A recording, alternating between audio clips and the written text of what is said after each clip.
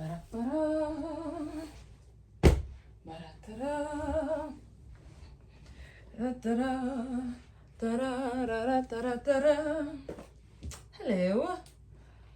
Social media. Social media. Today I wanted to kind of run through some thoughts I've been having when it comes to social media and how to think about it in 2025. Why is this on my mind? I'm not even sure. Sometimes I'll just be scrolling through and I'll kind of have a random revelation where I'm like, oh my gosh, this is it. This makes sense now. Like, I see why this is like this, and this is like this, and this is like this, and this is like this. And so I'm gonna share some of those this is like this moments on this video. I wanted to like do my makeup and look good and look cute, because honestly, when you look good and you look cute and you smell good, you get like access to better things in life and you just get more opportunities. But I just can't be bothered. And if I wait until things are perfect before I get started, I'm never gonna do it. So this might just be the first draft, and then we'll do a better draft later. But for now, let's get in the studio, get to work, and get on with it. So 2025, you are you're opening your phone, downloading an app like YouTube or Instagram or TikTok or Snapchat, whatever. And you are largely or very likely downloading one of these apps because you've been told like, hey, you should get on this app. Everyone's on here and you can like post about your life and keep up with everyone. Or at least maybe that's what you thought it was, like back in the 2010s and 2015s. I'm thinking back to when I was like in middle school and downloaded Facebook because you had a Facebook profile and could post about your life and keep up with your friends and all that jazz. Well, that was then. Fast forward 10, 15 years later, and social media apps are no longer about socializing. It's no longer about connecting with people and keeping up with your friends. People still do that. And if I use the platform for Instagram, for example, you probably keep up with your friends' lives through maybe a long-winded post, but more likely their day-to-day story. But when it comes to the general feed that you're seeing, that is no longer about keeping up with your friends. It's about keeping up with the Joneses. And when I use the expression keeping up with the Joneses, I'm talking about watching entertainment and using that, whether consciously or unconsciously, inspiration or degradation of your life.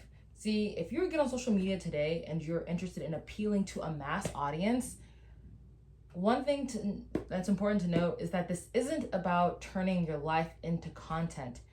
When it comes to being a content creator, is just a new way of saying TV producer. Because before, maybe you used to, back in the 2010s, maybe you got back home from school, maybe the early 2000s, you got back home from school, threw your backpack down, made a sandwich or something, warmed some chicken wings or peanut butter and jelly or some Tostino's pizza rolls, and you went and watched your favorite TV show. If you were like me, you were watching shows you shouldn't have been watching, and in third grade you were watching Flavor Flav and New York, her reality love TV show, a little bit of Adult Swim at night, and also that mixed with Hannah Montana and Sweet Life of Zack and Cody and a couple of High School Musical movies. Oh, Glee was also a really good show, but you were watching entertainment. You came home, sat down, turned on the TV, and watched entertainment.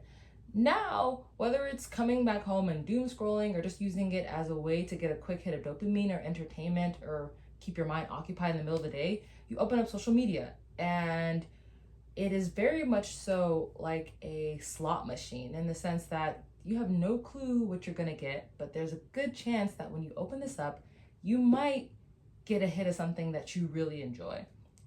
You follow accounts or channels or shows that produce content that you like, whether it's about fashion or food or travel or sports. The way that content is presented, and before what you used to do, with the remote control as far as clicking between channels, you now use your hand to swipe between offerings. And if within the first probably like 2 or 3 seconds, a video doesn't grab you, you're on to the next thing. And so thinking of social media as a platform that is really just the new network television station What does that mean for the individual when they go on the platform and you're trying to use it as a way to showcase your life or connect with other people in your life? It means that this actually might not be the place to do that. In fact, if someone asked you right now, hey, do you want to start a TV channel? Or a TV show, you might think to yourself, you might think about your favorite TV shows, right? So maybe that's the better question. Tell me, what's your favorite TV show? Go ahead, say it out loud. Okay. Are you ready to start that show? For me, what's my favorite TV show? I haven't watched TV in ages. My favorite TV show, let's just go with actually this isn't my favorite. Ooh, there was this show, okay, focus on Marachi. Focus on Amma. There was this show called, can't remember it. Let's just go with Love is Blind, right? If someone asked me to create the show Love is Blind, that would seem like a really tall order. Like, what do you mean start Love is Blind? How am I gonna get the contestants and the setup and the editing done, right? But a show like that it has a consistent schedule. It has a storyline from beginning to end. It engages an audience. It's entertaining, and it is largely delivered on a streaming platform like Netflix. But there are probably shows that you watch on YouTube, like Pop the Balloon, right? What's another, when I think of Issa Rae's Misadventures of an Awkward Black Girl, that was a TV show that she put online. So instead of thinking like, oh, am I gonna start a YouTube channel to document my life? You can definitely use it for that, because there aren't really rules about, there isn't a right and wrong way to start a YouTube channel. But when it comes to being a content creator, it's about being very strategic about what am I offering, who am I speaking to, what's interesting about this, and why would people want to watch it? So for me, blogging about my life, vlogging about my life, maybe it would interest some folks. But what might be more engaging was to create a platform where people can have conversations about the Internet of Things and the sociology of social media and our interpersonal relationships and how social media blends with reality and all these different elements. How would I think about social media in 2025? It is really not about being social. Like, it's basically a TV channel where we can all leave our comments and talk to each other, and then also kind of dox each other, right? It has expanded the amount of actors and players who can interact and have screen time. When you think of Times Square in New York, there might be individuals who only certain people can be present in that space, because it costs quite a lot to get to pay for advertising there, even though I know they sell ad space for people to shout out loved ones and things like that. But that's really, there's a premium to pay in order to enter into this arena. There is no premium for TikTok or for Instagram or for YouTube. This is the world stage, and they have now democratized the ability to get attention, and it has its pros and its cons. But nonetheless, if this is a stage, are we watching a vlog of my life, which some people love to do, or are we watching an artist perform, or are we watching a TV show, or are we watching a storyline, or are we watching an animation? This isn't social media. This is the new TV.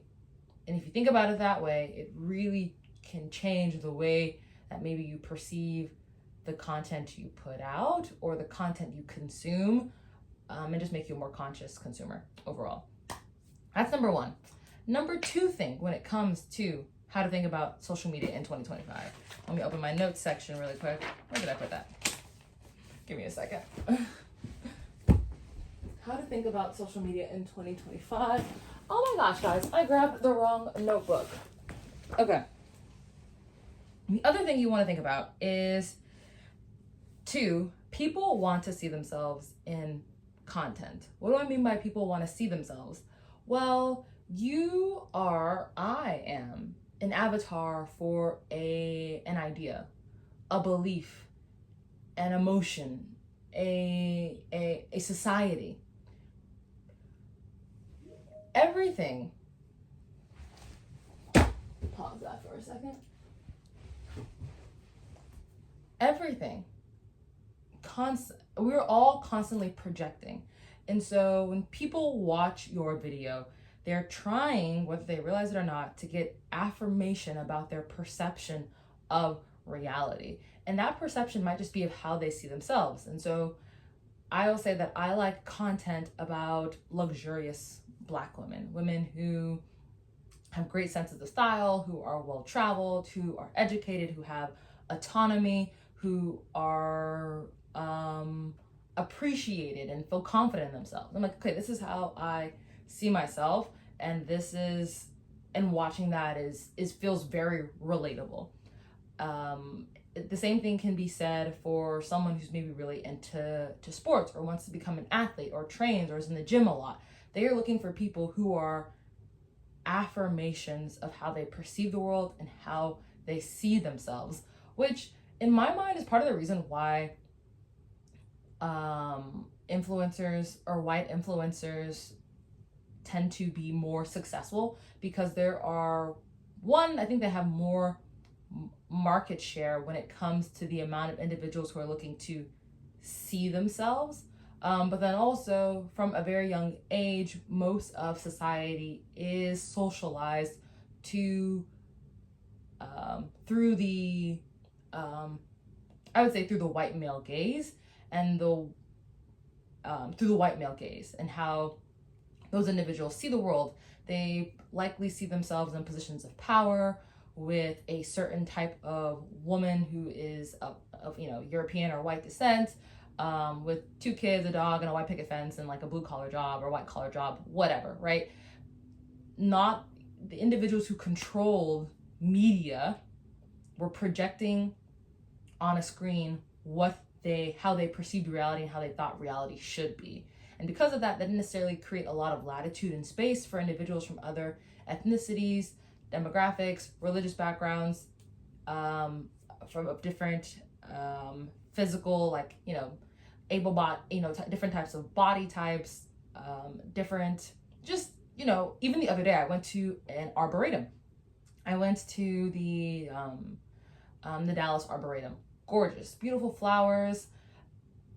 It was lush outside. It was super hot. But one thing I noticed is that a lot of the statues were of white people. There was a statue of a white man, with some chacos and playing the banjo. There was a statue of a white woman holding up this cute little girl with 2 pigtails. There was a statue of 2 older women sitting down on the bench. But for a large part, a lot of the statues were of white individuals. I didn't see statues of a woman in a hijab. I didn't see a statue of a little girl with an afro. I didn't see a statue of a Native American, someone of Native American descent, or a Hispanic background, right? And to a certain extent, I can see why it was that way, because I'm assuming a majority of the donors to this arboretum are individuals who are white, who have an excess of income, who want to support the arts, and they want to support the arts by and using their position in order to share what they perceive as beautiful. And a lot of people, when they think of beauty, it's within the framework they grew up in and the society they grew up in. And you can be someone from an ethnic background that grew up to see white people as superior, and still, when you create images of your society, it's through a very quote-unquote whitewashed lens. So what does this have to do with social media? Social media is a space where people want to see themselves represented. Do you stand for a caricature that we all believe in? This is one of the reasons why I feel like content online about angry Black women does so well. If I created a video about being discriminated about because of my hair, or because of the way I speak, or because of the way I dress, or because of because I'm a Black woman, a group of people on the internet will galvanize around that to say, yes, I see this too. And it does numbers.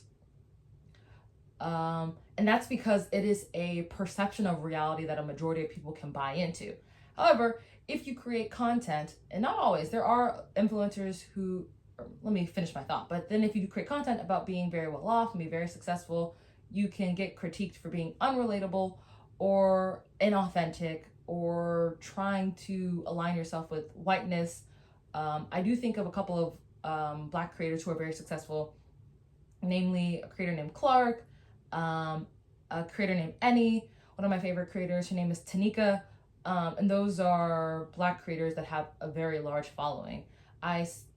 Without looking at the numbers, know that I would still say that there are a lot of white creators who have larger numbers, and maybe they've gotten those larger numbers, and I don't know how much effort both individuals put in, or the different demographics put in to achieve that.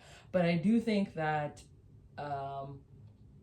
when I look on the internet, or when we look at the internet, people are looking to see themselves represented by you. And I can say from experience, a majority of throughout my entire educational experience, I've largely been probably like the only Black person in the room, or maybe like one of 5 Black people in the room.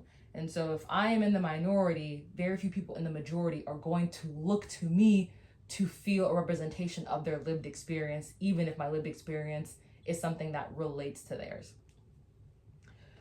And this brings me to my third and final thought, or perspective, when it comes to how to think about social media in 2025. And this is more about thinking about social media as a dream. What do I mean by social media being a dream? I mean that a dream is comparable to an alternate reality. It is a different world where people have their own rules and mannerisms and ways of being and talking. And the only difference between a dream and reality per se is the groups of people who coincide, or who reside in both groups. So, for example, there is maybe I need to go back to the drawing board to talk about this a bit more thoroughly, but I was reading my daily devotional. I read this book called A Course in Miracles. And in A Course in Miracles, it talks about the fact that we don't ever really see the real world in front of us. All we see is the projections from our own minds pointed outwards. And that anything that you are experiencing, not anything that you're experiencing, but actually anything that you're experiencing is more of an illusion. And your illusion becomes more and more real when other people corroborate the reality of it, which is an experience called shared minds. What do I mean by shared minds? If I say, hey, that person is mean, and someone else says, yeah, that person is mean, another person says, yeah, that person is mean, another person says, yeah, that person is mean, then all of us has collectively said that our interpretation of this situation is the truth. And there could be another group of people who say, actually, what they did was nice. Another group of people who say that person was nice. Another group of people who say that person was nice. And they have a different shared reality and shared interpretation of the exact same thing. How does this relate to social media?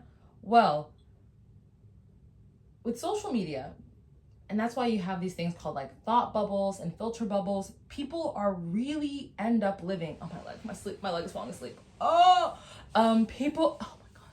People end up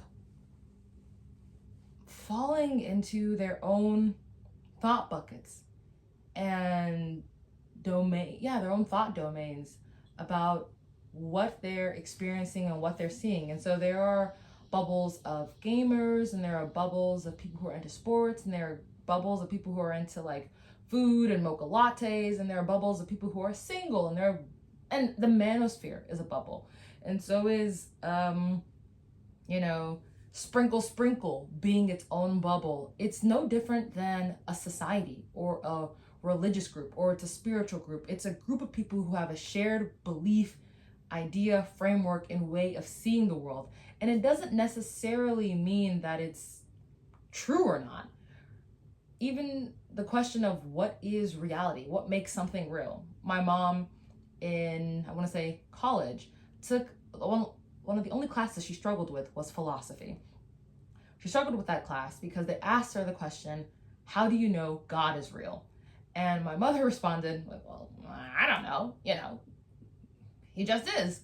And she did not get a very good grade on that paper. But if someone was to ask me that question, how do you know God is real? My first response would be, okay, well, how do we define reality? Is reality something that is permanent in our, in our physical experience? Is it tangible? Is it something tangible, or is reality a shared and collective idea, a shared and collective experience, a shared and collective thought? And in that sense, God becomes real because of the amount of people that believe in the system and the way that they express God being active in their life. That's one of the ways that individuals who have maybe a more like ancestral practice, they honor and keep their ancestors alive by acknowledging them and doing acts in order to keep their legacy alive. And so something remains alive and maintains its truth based off of our ability to sustain it in our mind. That's where everything is happening. You think you're living life out here, but you're living it all in here. All of it. All of it. And how does that come back to social media? I've low-key lost my train of thought. But I would love to know your thoughts on anything I've said. I will probably re-record this video in a more refined and organized manner in the future. But for now, I just want to get my thoughts out and make sure that I post a video because I haven't posted in a while. All right, thanks for tuning in. Hope you guys have a good one. Peace.